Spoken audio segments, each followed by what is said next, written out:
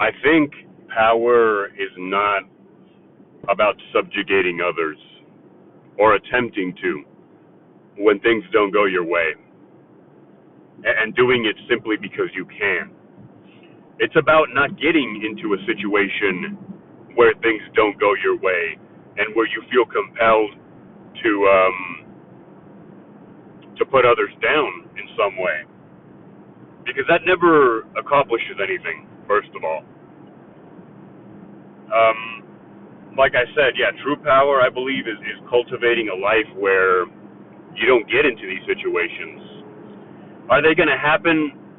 Perhaps, but I don't think it's a fantasy to live a life, to have a life that is well put together.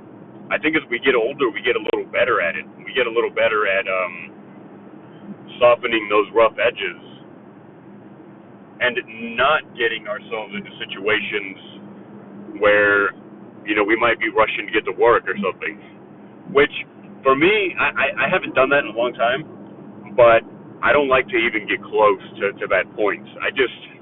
It is intimidating to think that you might see a side of you that you're not going to like once you really get to know yourself. And of course, I think part of maturing is getting deeply acquainted with yourself and wanting to avoid and being able to avoid that dark side of you coming out, because that can always get us into trouble in some way or another. Um, there are no winners. When somebody loses their cool, hold on. When somebody loses his cool or her, usually it's men. To be honest, uh, men have their own set of problems. Women have their own. We've all. I think women are good at triggering men, and men are good at getting triggered. And I'm not going to generalize. We're all good at everything.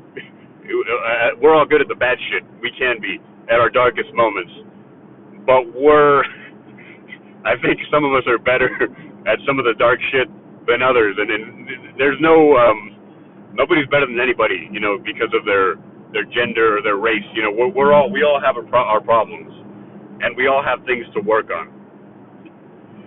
And I'm gonna end the video on that note. I'm glad it's not as long as my recent ones.